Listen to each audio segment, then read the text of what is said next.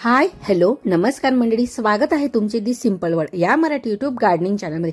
मंडळी, सकारात्मक ऊर्जा आणि शांतता जर हवी असेल तर घरात आपण झाडही नक्की लावत असतो। अनेकांना झाड लावण्याची आणि त्याचे संगोपन करण्याची खूप आवड असते, तेव्हा मात्र लोक बाल्कनीत, खिडकीत आणि अनेक घराच्या आतमध्ये झाडं लावत असतात।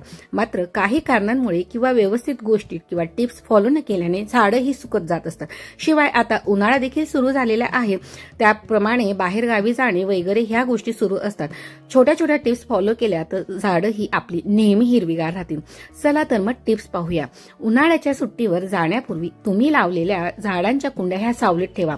असे केल्याने झाडांचा तीव्र उन्हाच्या झळांपासून बचाव केला जाऊ शकतो। त्यामुळे तुमच्या झाडांची अशी जागा शोधा की जिथे सकाळी किंवा संध्याकाळी हलका सूर्यप्रकाश येईल। झाडांना हिरवेगार ठेवण्यासाठी सर्वात महत्त्वाचा असणारा घटक म्हणजे पाणी होय।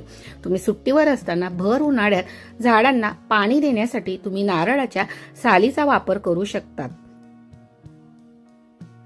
कात्रीच्या मदतीने नारळाची साल कापून घ्या, ती सुती कापडात शिवून पाण्यात भिजवून रोपाजवळ ठेवा। त्यामुळे किमान 4 ते 5 दिवस मातीमध्ये ओलावा राहील। यालाच मल्चिंग असं म्हणतात।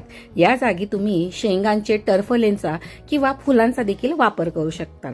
झाडांच्या वाढीसाठी माती योग्य निवडणे गरजेचे आहे। माती घेताना ती अधिक घट्ट अथवा अधिक मऊ असेल तर अशी माती निवडू नका।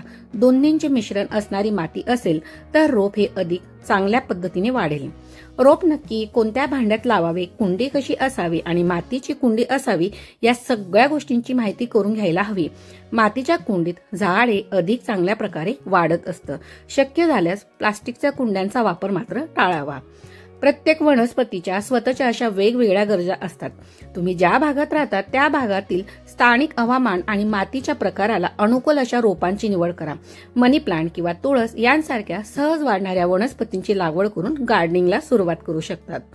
जास्त पाणी घालणे किंवा चुकीच्या वेळी पाणी देणे रोपांसाठी हानिकारक ठरू शकते। सूर्यप्रकाश खूप प्रखर होण्यापूर्वी रोपांना ओलावा शोषण्यासाठी मदत करण्यासाठी सकाळी लवकरात लवकर पाणी द्या। कोंडीतील वरची 1 ते 2 इंचाची माती बोटाने तपासून पहा। माती कोरडी वाटली तरच झाडाला पाणी घाला। त्यालाच डीप फिंगर मेथड असं देखील म्हणत असतात। याने अतिरिक्त पाणी हे कुंडीमध्ये साचत नसतं। एकाच वेळी अनेक प्रकारची रोपं खरेदी करू नका। रोपांची काळजी घेणं हळूहळू जमू लागल्यावर इतर रोपं खरेदी करून त्याची योग्य लागवड करा आणि अशा प्रकारे बाल्कनीमध्ये रोपांची संख्या देखील वाढेल। सुरुवातीच्या आकाराने लहान कुंड्यांची किंवा भांड्यांची निवड करा, जेणेकरून ते एका जागेवरून दुसरीकडे हलवणे सोपे राहील। खिडकीच्या ग्रिलमध्ये किंवा घराच्या छोट्याशा बगीच्यात ठेवता येईल अशाच कुंड्यांची निवड करा आणि शक्य झाल्यास हलक्या कुंड्या निवडा। माणसांप्रमाणेच रोपांनाही ग्रूमिंगची गरज असते। तुमची रोपं ताजी, फ्रेश दिसण्यासाठी आणि रोपाच्या इतर भागांमध्ये कीटक किंवा रोगांचा प्रसार टाळण्यासाठी नियमितपणे मृत किंवा खराब झालेली पाने काढून टाका। सूर्यप्रकाश हा रोपांसाठी आवश्यक आहे, परंतु सर्वांना सम प्रमाणात सूर्यप्रकाशाची आवश्यकता नसते। प्रत्येक रोपाला किती सूर्यप्रकाशाची गरज आहे हे समजून घ्या, त्यानुसार कुंड्या ह्या सूर्यप्रकाशात ठेवा। काही रोपांना सूर्यप्रकाश लागतो तर काहींना सावली आवश्यक असते। रोपांना अशा ठिकाणी ठेवा जिथे रोप हे उत्तम प्रकारे वाढू शकेल।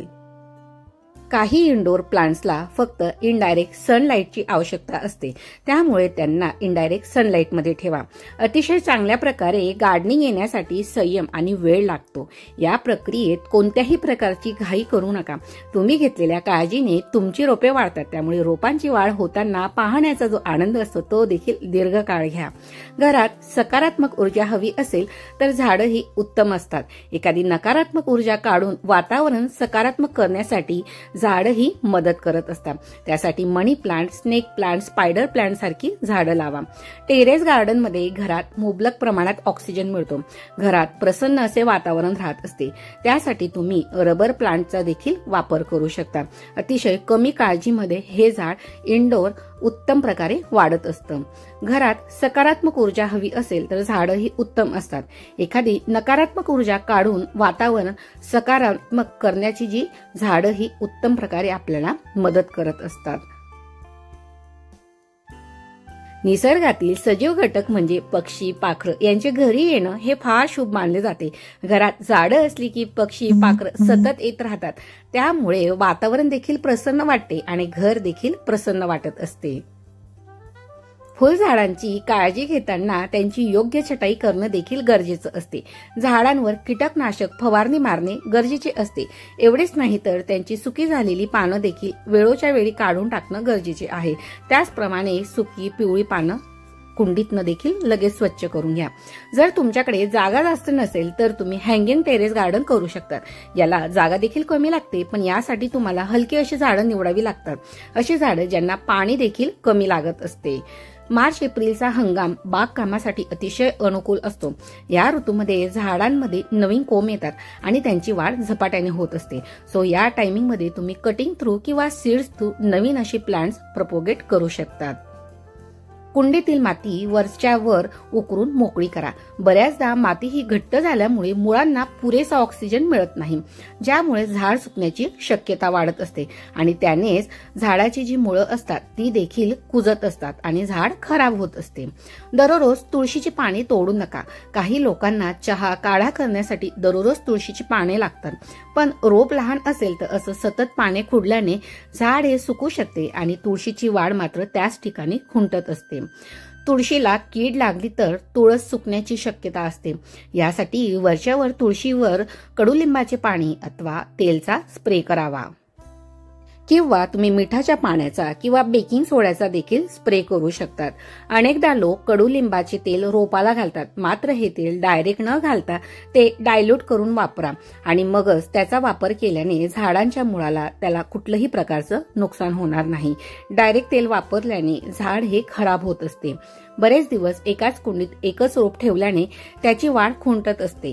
वारंवार मातीवर ही खालीवर करत राहा, खत घाला. अशा गोष्टी आपण वेळोवेळी केल्याने झाडाची वाढ ही उत्तम प्रकारे होत असते. जुन्या झाडाचे रिपोर्टिंग करताना त्याला त्याची जी मुळं असतात ती ट्रिम करा. हे करत असताना मुख्य मुळाला मात्र धक्का लावू नका. त्यानंतर त्याची योग्य अशी काळजी घ्या. रिपोर्टिंग केल्यानंतर 1 ते 2 दिवस मात्र त्याला सावलीत ठेवा. अशाच मराठी गार्डनिंग टिप्ससाठी व्हिडिओला लाईक आणि चॅनलला सबस्क्राईब करा. सबस्क्राईब बटन प्रेस करून त्यासमोरील बेल आयकॉन प्रेस करून ऑलचा ऑप्शन सिलेक्ट करा, जेणेकरून येणारा पुढचा गार्डनिंगचा मराठीत व्हिडिओ तुम्ही मिस करणार नाही. तोपर्यंत मात्र हॅपी गार्डनिंग. Take care.